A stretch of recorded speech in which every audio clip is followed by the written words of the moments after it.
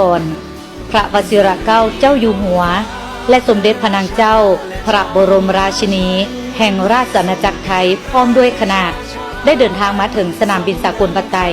เพื่อดำเนินการเยี่ยมยามรัฐกิจอยู่สาธารณรัฐประชาธิปไตยประชาชนลาวแต่วันที่ 16 ถึง 18 มีนาคม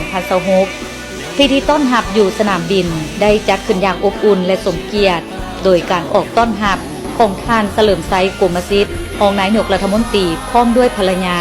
และคณะผู้แทนขั้นสูงของสาธารณรัฐประชาธิปไตยประชาชนลาวรวมทั้งภาคส่วนที่เกี่ยวข้องของฝ่ายลาวและฝ่ายไทย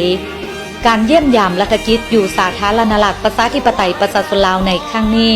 แม่นการตอบสนองตามคำเสเสริญของพระประธานทองลุ้นศรีสุริตประธานประเทศแห่งสาธารณรัฐประชาธิปไตยประชาชนลาวเพื่อสืบต่อเสริมขยายสายพัวพันธ์มิตรภาพ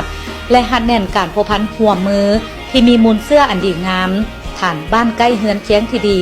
ก็คือการเป็นคู่ร่วมยุทธศาสตร์เพื่อการเจริญเติบโตและการพัฒนาแบบยืนยงระหว่างสาธารณรัฐประชาธิปไตยประชาชนลาวและราชอาณาจักรไทยให้นับมือแตกดอกออกผลยิ่งขึ้น